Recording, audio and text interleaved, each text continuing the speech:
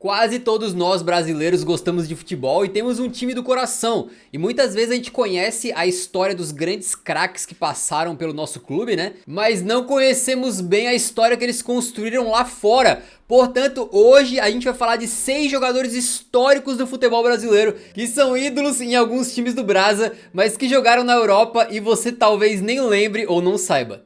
E a gente começa falando de um meia craque da seleção brasileira de 1982, o Dr. Sócrates. Ídolo no Corinthians e principal rosto do movimento da democracia corintiana, o camisa 8 lutou na campanha das diretas já, tentando estabelecer uma emenda que daria o direito ao voto direto em 84, quando o Brasil ainda vivia na ditadura. E ele fez então a promessa, ele sairia do país caso a emenda não fosse aprovada. E não foi, então ele se frustrou e cumpriu a promessa, foi embora. Mas o Corinthians não queria vender o jogador de jeito nenhum e fez jogo duro, né? Até que teve um momento, que diz a lenda, que o próprio Sócrates explodiu numa reunião, chegando a falar quase chorando: "Eu sou gente, me respeitem, eu não sou uma mercadoria." O presidente do Corinthians na época, Valdemar Pires, acabou então cedendo e vendendo ele por cerca de 2,7 milhões de dólares para a Fiorentina na temporada 84-85. O presidente inclusive chegou a dizer que o Sócrates sequer queria sair, mas ele era muito idealista e tinha que cumprir a sua promessa.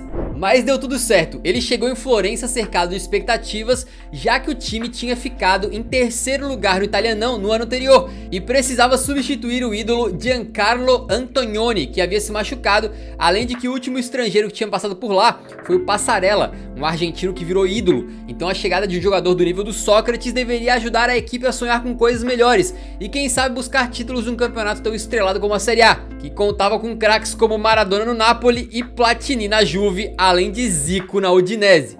Ele até que começou bem, junto com a Viola, conseguiu emplacar uma sequência de jogos sem perder, né? Conseguiu aí vencer o Fenerbahçe na taça da UEFA e o Sócrates até marcou o seu primeiro golzinho pelo novo clube numa goleada de 5-0 contra a Atalanta. Mas nem tudo foram flores em Florença, a chapa começou a esquentar quando a Fiorentina foi eliminada da taça da UEFA para o Anderlecht da Bélgica.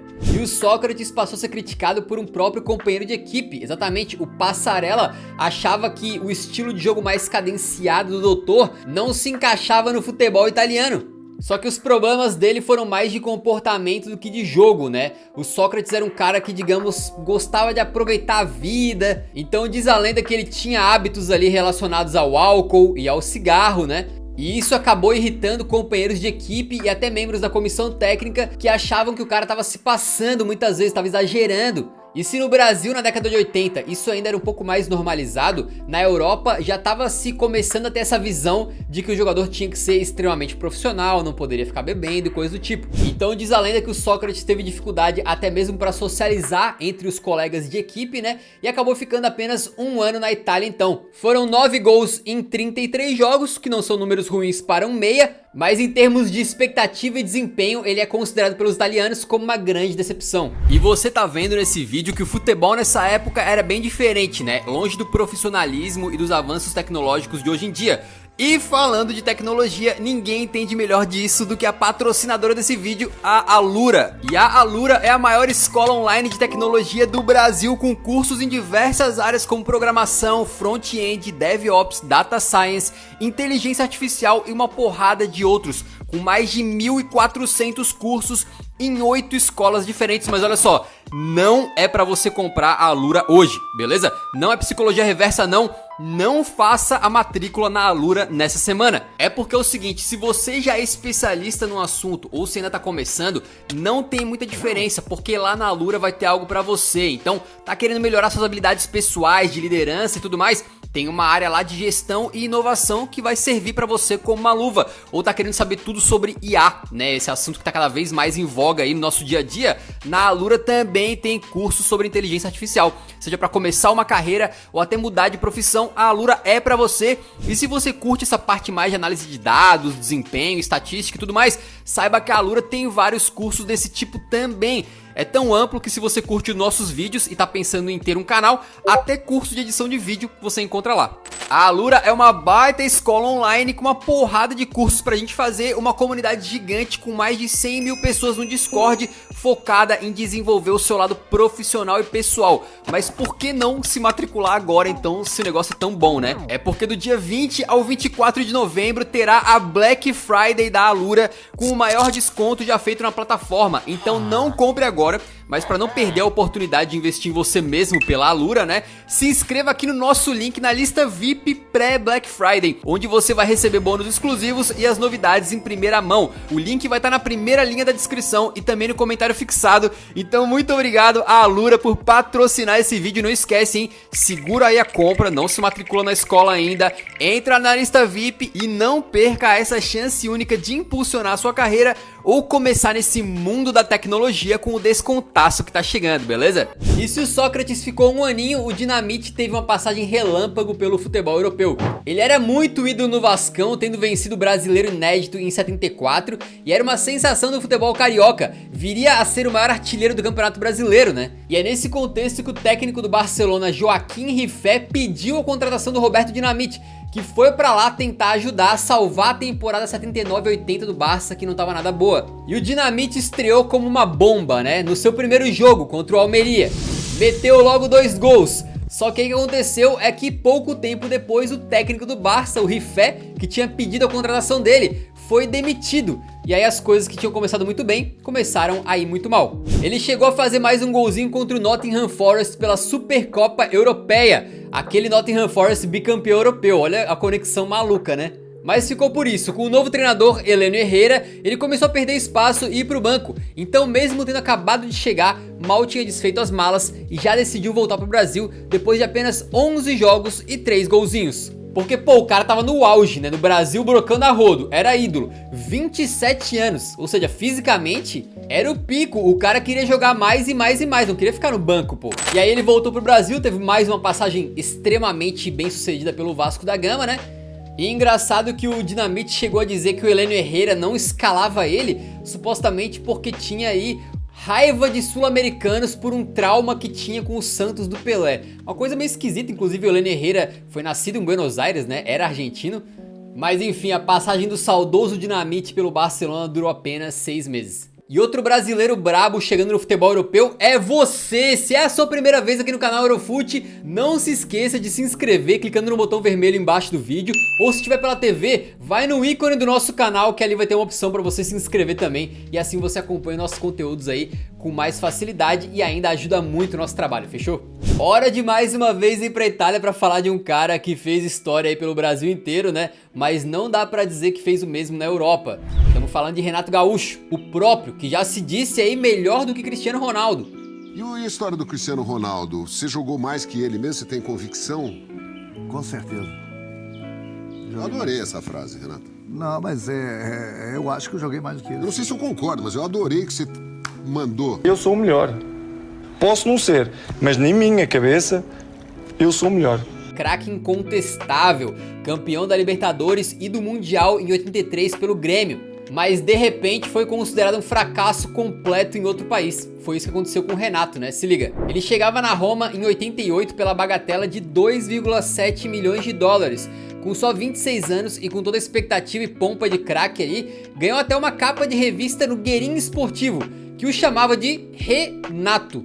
Algo como rei nascido ou nasceu o rei. O Renato Gaúcho tinha tanta expectativa sobre ele naquela época que ele foi comparado a diversos craques do futebol italiano. O presidente do clube, Dino Viola, chegou a dizer: ele vai ser nossa estrela, assim como o Gullit no Milan, com a diferença que ele é tão bom como o Maradona. Porra, não é à toa que o Renato é marrento, né? O cara foi comparado com o Maradona naquela época, amigo. Mas as coisas não correram muito bem. Diz a lenda que o Renato Gaúcho não estava se portando da maneira mais profissional e acabou até levando um soco na cara no vestiário. Tão maluco que tava a situação lá, ele acabou perdendo espaço no elenco com o técnico Lidholm, tanto pelas atuações dentro de campo, quanto pelo fora de campo. O capitão daquela época, Giannini, chegou a dizer que nunca tinha visto um jogador chegar bêbado pra treinar. antes do Renato Gaúcho. Só que anos mais tarde o Renato rebateu, né? E disse que o que atrapalhou ele na Roma foi o fato de que ele estava sendo perseguido pelo Giannini. E também que a comissão técnica e a diretoria não fizeram nada para proteger ele. No fim das contas, fez apenas uma temporada pela Loba, né? Foram 32 jogos e 4 gols. Para um jogador que chegou aí sendo comparado ao Maradona, é uma decepção tão grande quanto o ego do Renato. E agora a gente volta a falar de mais um personagem da democracia corintiana, o Walter Casagrande. O Casão tinha acabado de ir para a Copa de 86 e já era ídolo no Corinthians. Com toda a projeção que ele recebeu no Mundial, né, mesmo sendo reserva do Careca e do Miller, ele acabou tendo seus minutinhos ali, acabou sendo negociado com o Porto de Portugal por $1 milhão, valor recorde para a Liga Portuguesa na época. E não é que o início dele foi bem bom, ele marcou 2 gols nos primeiros 3 jogos e era tratado como protagonista nesse começo, mas rapidamente ele foi perdendo espaço. Mas mesmo assim não dá pra dizer que ele não foi vitorioso, tá? Na Champions League da temporada 86-87, o Casão fez apenas 2 partidas pelo Porto, jogando pouco mais de 60 minutos. Porém o Porto bateu o campeão, então o Casagrande é sim campeão da Liga dos Campeões. Loucura, né? Mas enfim, o Casão sempre sonhou em jogar na Itália, né? E ele queria sair do Porto aí, só que encontrava uma dificuldade. Na época, os times italianos poderiam ter apenas 2 estrangeiros. E se liga o azar, diz a lenda que ele até chamou a atenção do Torino, que era um time forte na época aí. Só que bem quando o treinador dos caras foi assistir o Casagrande jogar, ele se machucou na partida. E aí uma possível transferência miou, né? Então ele tomou uma decisão muito maluca, né, cara? Ele saiu do campeão europeu, o Porto, e foi pro único time italiano que ainda tinha uma vaga de estrangeiro, o pequeno Ascoli, que brigava pra não cair. E que o próprio Casagrande contou que não conhecia o clube antes de ir pra lá. Mas deu tudo certo e lá ele virou ídolo, ficou por 4 temporadas e fez 38 gols em 96 jogos, inclusive sendo o maior goleador do clube na Série A. Depois de algum tempo ele consegue finalmente aquela sonhada transferência pro Torino em 91 e é lá que ele tem o seu melhor momento na Itália, né? Fazendo parte de um time histórico que na temporada 91-92 ficou em 3º lugar na Série A italiana. E o que era muito, né, pra época, até porque os caras estavam disputando, por exemplo, com o Milan de Van Basten, né, que foi eleito aí bola de ouro, e também a Juventus do Roberto Baggio, ídolo brasileiro.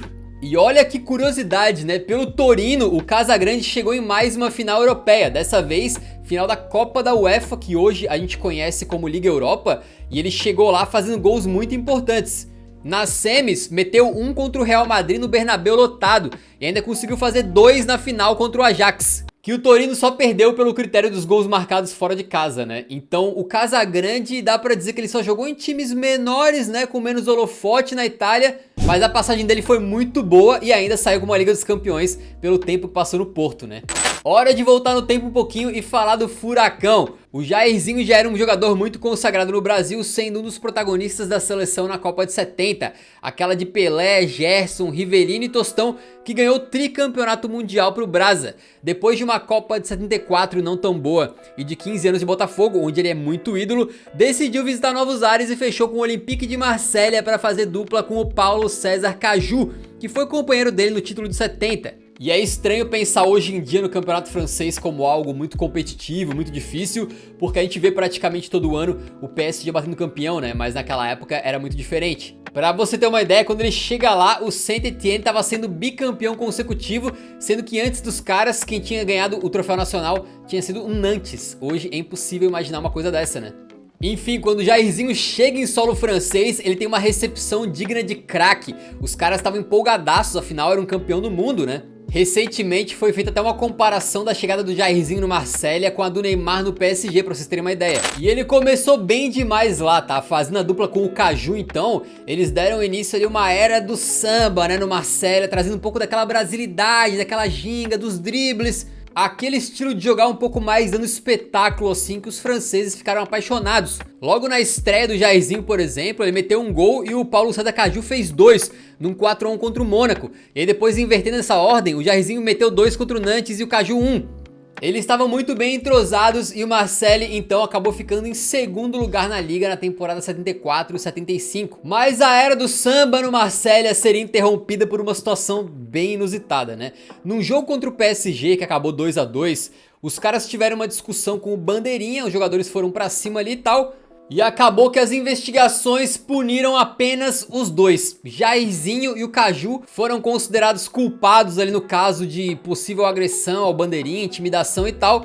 E acabaram por ter levado uma pena muito grande, né, uma suspensão grande, indo embora do Olympique, com o Jairzinho eventualmente assinando com o Cruzeiro. E pra finalizar, a gente vai falar de mais um cara muito respeitado e ídolo num clube carioca, o Júnior. O Maestro é o jogador com mais jogos na história do Flamengo, com um número incrível de 876 partidas, fora o que ele coleciona de títulos, né? Depois de ser campeão do mundo e da América em 81 e campeão nacional em 80, 82 e 83, o Júnior foi se aventurar pelo campeonato italiano em 84. Tu vê, a gente tá no final da lista já e não paramos de falar do campeonato italiano, né? Naquela época eles levavam os principais craques e olha que eles tinham limites de estrangeiros, hein? O Júnior já era considerado naquela época um dos melhores laterais esquerdos do mundo e um dos jogadores mais inteligentes do futebol, aquele cara que tinha uma visão diferenciada, né? E assim ele foi parar em Turim, com o Torino desembolsando cerca de 2 milhões de dólares para trazer o destaque da seleção. Agora, tu consegue imaginar um Marcelo da vida saindo do Real Madrid pra ir pra um time com muito menos expectativa só pra garantir que ele vai jogar na posição que ele quer, que é de meio campista? Foi mais ou menos isso aí que rolou com o Júnior, cara, olha que interessante. Ele chegou a dizer que só iria pra lá se fosse pra jogar no meio campo, dizendo que essa era a função dele. E assim, mesmo que ele fosse um lateral muito completo, muito construtor, ainda é uma posição totalmente diferente, né? Ninguém sabia se ele ia se adaptar tão bem e se ia dar tão certo. E não é que o cara deitou por lá. O Maestro Júnior chegou a ser apelidado de o senhor do meio campo, né? Tomou conta da meiuca e foi eleito o jogador da temporada 84-85. Numa campanha em que o Torino foi vice-campeão. Aí depois de uns anos por lá, ele acabou tendo alguns desentendimentos com o treinador e foi embora em 87, mas assim, com mais de 40 participações diretas em gol pelo time de Turim. Antes de voltar ao Brasil, ele ainda passou pelo recém-promovido Pescara e lá conseguiu evitar o rebaixamento do clube na primeira temporada, né? A sua segunda temporada foi mais difícil, o Pescara caiu, mas mesmo com o rebaixamento, o Júnior foi eleito o segundo melhor estrangeiro do campeonato, na frente de caras como Careca, Maradona e Gullit, e só atrás do Lothar Matthaus. Simplesmente o Maestro Júnior, né? Um canarinho que voou na Itália. Voa, canarinho, voa, mostra pra esse povo que é ver. Se você curte essa mistura de futebol brasileiro com futebol europeu, aqui na tela agora vão estar aparecendo outros vídeos recomendados que você também pode gostar, beleza? Deixa o like antes de sair que ajuda muito o nosso trabalho. Nos vemos no próximo, então grande abraço, falou!